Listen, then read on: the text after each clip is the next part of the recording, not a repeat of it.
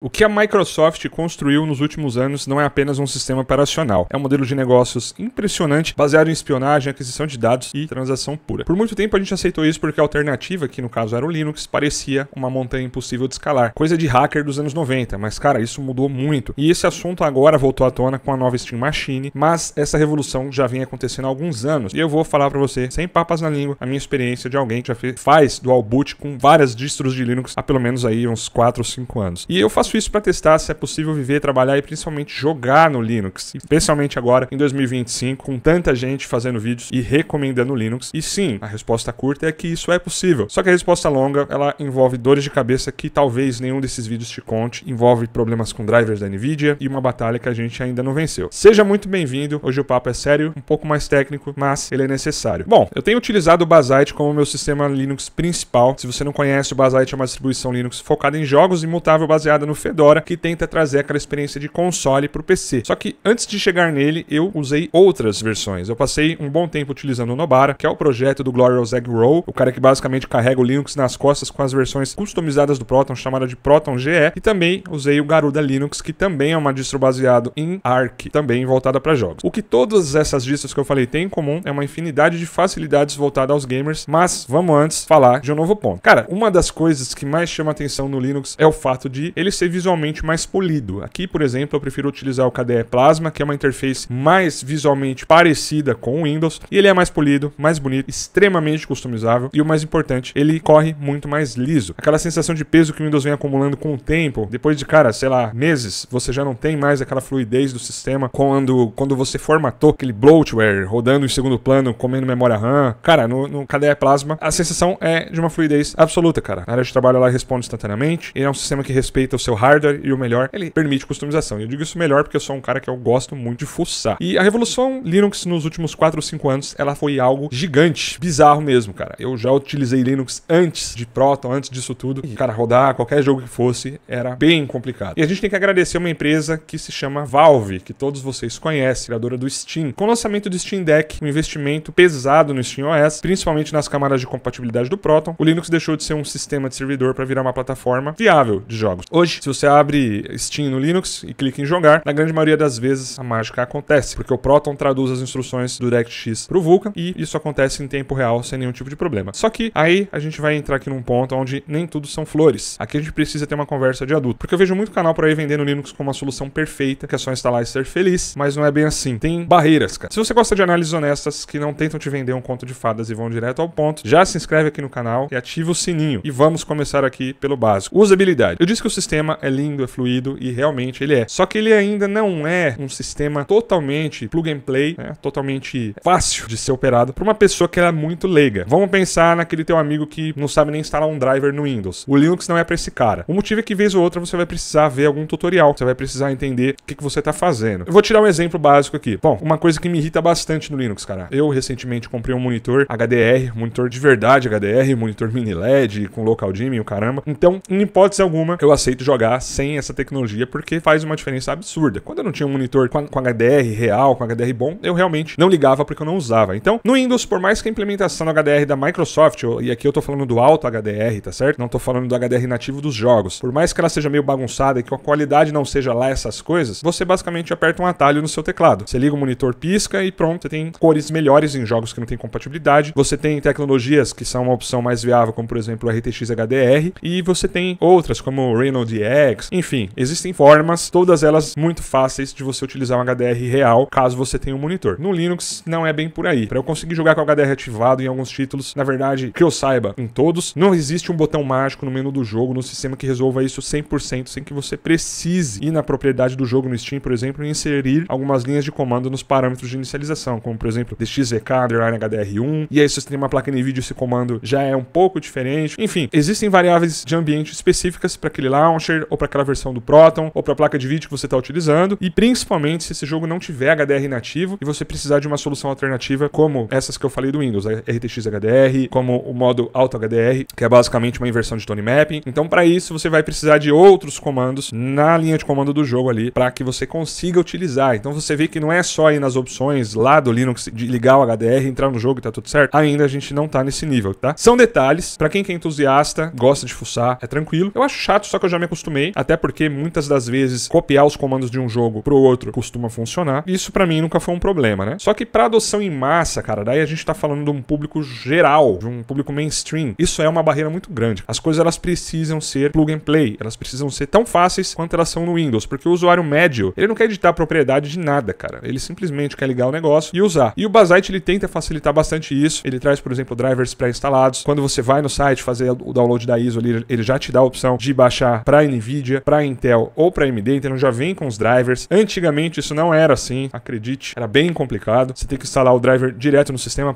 a possibilidade de você quebrar o sistema era bem grande. Só que, enfim, tá facilitado, só que essa fricção ela ainda existe em tarefas que no Windows elas são triviais. E aí a gente precisa falar que não é só com HDR, cara. Às vezes você vai precisar fazer um fix, alguma coisa, uma dependência de uma biblioteca. Tudo bem que essas versões, como o Bazzite, como o CatOS, como o PopOS, o Garuda, o Nobara, elas já praticamente eliminam essas necessidades porque elas já vêm com essas bibliotecas prontas. Se você instalar uma versão não muito voltada para jogos, talvez você precise mexer um pouco mais. Então foi sim uma evolução monstruosa, mas a gente ainda tá naquele ponto onde você precisa ter um pouco de paciência e disposição para aprender. Se você é um cara que tem alergia a ler fóruns, wiki, talvez o Windows ainda seja a sua única opção, infelizmente. E antes de eu entrar no ponto mais crítico do vídeo, que é a diferença brutal entre usar NVIDIA e AMD no Linux, eu tenho um recado rápido para você que gosta de hardware de ponta, só que não gosta de pegar preço de lançamento. Montar um PC para rodar Linux ou até manter um setup Windows atualizado custa caro, só que dá para você economizar muito se você souber a hora certa de comprar. E eu criei um grupo exclusivo no Telegram, onde eu filtro as melhores ofertas reais de hardware, periférico e eletrônicos. Nada de spam, nada de 300 posts no dia, só o que eu realmente acho que vale a pena. Link aqui no comentário fixado. Agora vamos voltar aqui para a parte do hardware, que é onde o bicho pega. Bom, eu preciso compartilhar minha experiência pessoal, porque ela ilustra perfeitamente a maior divisão que existe no mundo Linux hoje. O lado verde contra o lado vermelho. Atualmente, a minha GPU é uma RTX 5070, uma placa, cara, não tenho defeitos para colocar nessa placa, arquitetura nova, consumo, força bruta, tudo muito bom. Então, aqui no Windows, realmente não tenho nenhum problema. Só que no Linux, essa história, ela não é a mesma. Eu usei por muito tempo uma RX 7800 XT da AMD, e a diferença de experiência de uso, cara, no Linux, entre essas duas marcas, ela é dia e noite. E não pela falta de potência nem na NVIDIA, porque veja bem, a 5070 é uma placa muito mais forte do que uma 7800 XT, só que a filosofia de software da AMD no Linux é muito diferente da filosofia de software da NVIDIA. Quando eu tava com a 7800 XT, a experiência ela era muito mais fluida, porque os drivers da AMD no Linux, eles fazem parte do projeto Mesa, e eles são open source, ou seja, eles são integrados diretamente ao kernel, você instala o sistema, e esse driver basicamente já tá lá, e como ele é open source, muitas otimizações que às vezes a AMD não tem tempo ou disposição ou vontade de fazer, as pessoas que tocam o projeto Mesa, elas fazem, elas realmente têm muito amor ao projeto. Você instala o sistema, o driver já tá lá, otimizado, conversando nativamente com o sistema operacional. Cara, a experiência de jogar com a 7800 XT no Linux, ela era, em muitos casos, indistinguível da experiência do Windows. Em alguns casos, inclusive o frame pacing, que é o tempo entre os quadros, ele parecia mais estável, e isso realmente acontece em alguns jogos. Então, veja, era uma placa mais fraca do que a 5070, e ainda assim a minha experiência ela era melhor. E, cara, vamos falar aqui a real, que historicamente, a NVIDIA ela não gosta muito de código aberto, né? Os drivers são proprietários, eles são fechados, é uma caixa preta que você instala no seu sistema, embora eles tenham melhorado bastante nos últimos anos, liberando até alguns módulos no kernel recentemente, a experiência ela ainda é muito aquém do esperado, cara. Com a minha 5070, em vários títulos eu tenho sofrido com stutter, aquelas travadinhas, né? Ready or Not é um jogo que eu usei pra testar, ele é um jogo que costuma rodar bem em AMD no Linux, e sim, eu rodo ali na faixa dos 140 a 150 quadros, só que o stuttering, cara, não tem como lidar com o stuttering, é realmente uma coisa horrorosa. E, óbvio, isso não acontece em todo jogo, só que acontece com uma frequência que me incomoda em jogos que eu gosto de jogar, e é uma coisa que eu não vi acontecer nas placas da AMD. Então é frustrante, muito frustrante, você ter um hardware de última geração, caro, poderoso, e sentir que ele está sendo segurado, não por falta de potência do chip, mas por falta de otimização de software. E lógico que a comunidade Linux costuma dizer que se você quer usar Linux de fato e ter uma experiência muito satisfatória, você tem que ir de AMD. Realmente, depois dessa minha troca, eu entendi na pele o porquê. Eu sempre via isso, mas eu não me lembro de ter utilizado antes Linux, de fato utilizado, não só fazendo teste, mas utilizado no meu dia a dia Linux com NVIDIA, né? Eu estava utilizando Linux já na AMD há um tempo, e agora com essa transição eu estou entendendo realmente por que a comunidade diz isso. Como se a AMD ela realmente tivesse abraçado o Linux e a NVIDIA apenas tolerasse o Linux. Significa que as NVIDIA são inutilizáveis no Linux? Não estou falando isso, tá? Eu consigo fazer tudo, só que a experiência premium, né, a fluidez do Windows nesse sentido não é garantida, tá? Então, relativamente ao Windows, a experiência com a NVIDIA no Linux hoje, na minha opinião, ela é negativa, ou no melhor dos mundos, ela é mista. Quanto com a AMD, se você é um cara que tem AMD, essa experiência provavelmente vai ser positiva. Lógico que no geral você vai ter uma performance um pouco menor, mas eu acredito que, pelo menos pra mim, é algo do qual vale a pena abrir mão um pouquinho pelas outras coisas que você ganha. Então, se você tá montando um PC hoje pensando em migrar pro Linux, de fato, se você quer montar uma Steam Machine do seu jeito aí, leve em conta o hardware da Steam Machine, que é a placa de vídeo AMD, tá certo? Se essas questões são uma pedra no sapato, sapato. Agora se prepara porque eu vou falar que é mais pedra no sapato ainda. Se você for um jogador de competitivo, eu já falei isso no vídeo que eu fiz sobre a nova Steam Machine, então um cara que vive de Valorant, de League of Legends, de Rainbow Six Siege, Call of Duty e muitos jogos da EA, infelizmente o Linux também não é pra você. Já expliquei lá naqueles vídeos que não é que o Linux não roda o jogo, tá? O problema são os anti-cheats de nível de kernel. Então empresas como a Riot e EA, elas decidiram que para evitar trapaças elas precisam ter acesso total e restrito ao núcleo do seu sistema operacional. Ou seja, elas precisam rodar um software com privilégios administrativos supremos e no Linux, por arquitetura e por filosofia de segurança, você não consegue fazer isso, tá? O sistema ele não permite que um software proprietário de terceiro faça essa bagunça no kernel dessa maneira fácil. E honestamente, isso é uma coisa boa, se tratando aí da questão de segurança. Então isso na verdade é um problema com as empresas, não com o Linux. Então essa ideia de ter acesso, de dar acesso total do núcleo do meu sistema para uma empresa de jogos, ela é preocupante do ponto de vista da privacidade e da segurança. Se o jogo tem EAC ou BattleEye, a situação ela é um pouco melhor, porque essas empresas elas já oferecem suporte para o Proton e ao Linux, só que aí depende do desenvolvedor ativar esse recurso quando ele desenvolve o jogo dele. É só clicar lá numa caixinha de permitir no Linux, só que muitos estúdios simplesmente não fazem isso. Não sei se é por preguiça ou por medo de ter que dar suporte, enfim, também não importa a razão, tá? Então quando a empresa não faz isso, a empresa que usa EAC ou BattleEye, você também vai ter esse mesmo problema. Então hoje o Linux ele é um problema sério no cenário competitivo. Se a sua diversão ela depende desses jogos, você não vai realmente migrar, você não vai conseguir. Acredito que isso possa mudar? Sim, porque a Valve ela tá fazendo um trabalho incrível, pressionando as empresas por causa do Steam Deck. Agora a Steam Machine entrou para ser o assunto da vez de novo, então essa pressão acredito que ela vai aumentar. Só que enquanto a indústria ela continua insistindo nessa ideia de que precisa vigiar seu computador inteiro para evitar cheater, a gente vai continuar tendo esse impasse, né? Eu, um cara que basicamente joga jogos single player, campanhas narrativas e multiplayers não competitivos ou multiplayers co-op, isso me afeta menos. Então eu consigo viver sem Valorant, eu nem jogo mais esse tipo de jogo. Dito tudo isso, pro usuário que tem um hardware AMD e não joga competitivamente e não se importa de ter que ver um tutorial, o futuro ele já existe. Para quem tem Nvidia, enfim, a gente tem que esperar, na minha opinião, as coisas melhorarem um pouco. Então, resumindo a minha jornada, migrar pro Linux com uma 5070 ainda não é viável, mas utilizar o dual boot, principalmente para efeitos de teste, para entender como é que as coisas vêm melhorando a cada driver, a cada nova versão de kernel, de sistema, é uma experiência muito positiva, tá? Não é perfeito, mas eu acho que a única alternativa real que a gente tem,